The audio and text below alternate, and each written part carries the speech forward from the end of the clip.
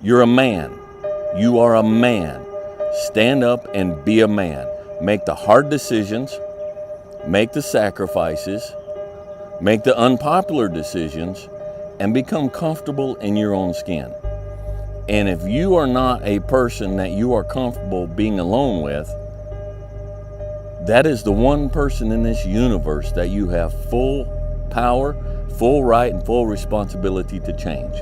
We have a responsibility and a duty to be fathers, not to just make babies, but to be real fathers.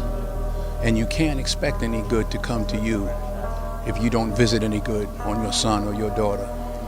So, be a man. Well, what are you leaving out if you're leaving out responsibility? And the answer might be, well, maybe you're leaving out the meaning of life. That's what it looks like to me. It's like, here you are, suffering away. What makes it worthwhile? Rights? Responsibility. That's what gives life meaning. A friendly reminder that in 3 generations, everyone who knew us will be dead, including the people whose opinions stopped you from doing what you wanted all along. Imagine that someone you know achieves every dream and hits every goal they have. Years later, they get old and die. 2 years after that, how much do you care? About as much as everyone else will if you accomplish your goals and dreams. Do it for you. Nobody can destroy you if you won't let them. It's like lift a load.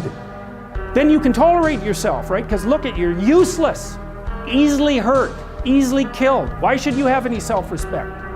Pick something up and carry it. Make it heavy enough so that you can think, yeah, well, useless as I am, at least I could move that from there to there. A harmless man is not a good man. A good man is a very dangerous man who has that under voluntary control. Like, when do you become a man? You become a man when you become responsible for other people. And part of that is taking accountability.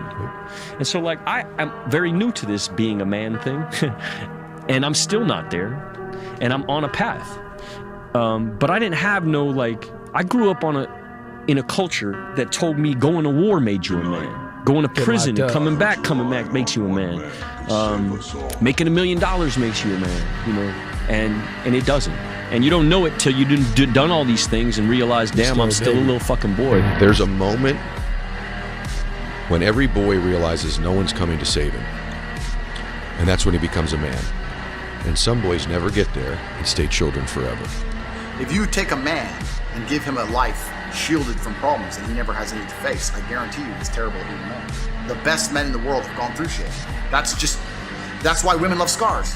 They didn't kill you. That's the whole point of it, right? So the best thing you can do as a man is look and go, okay, this is hard, this is hard, this is hard, this is hard. I feel negative because these are all so difficult. I'm struggling with X, Y, Z. Let me internalize all of that and turn it into a superpower.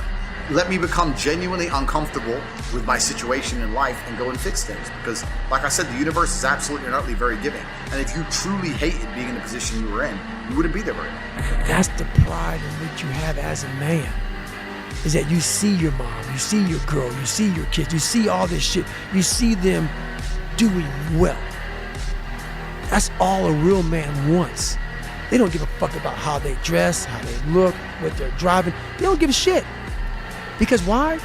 Your trophies are your family, and they're all walking around. Every man that sees you, they see you walking in with some sweatpants and shit, but they know your family's fucking balling. Because you put the fucking time in, you put the effort in, you put the work in. And as a man, we don't want none of that shit. We just want fucking respect. This stuff matters because no one's effing coming to save you. No one's going to make you better at your business. No one is going to get you to be a better persuader of people or framer of people other than you. Men have to figure out what they have to do. And if they have nothing worth living for, then they stay Peter Pan. And why the hell not? Because the alternative to valued responsibility is impulsive, low-class pleasure.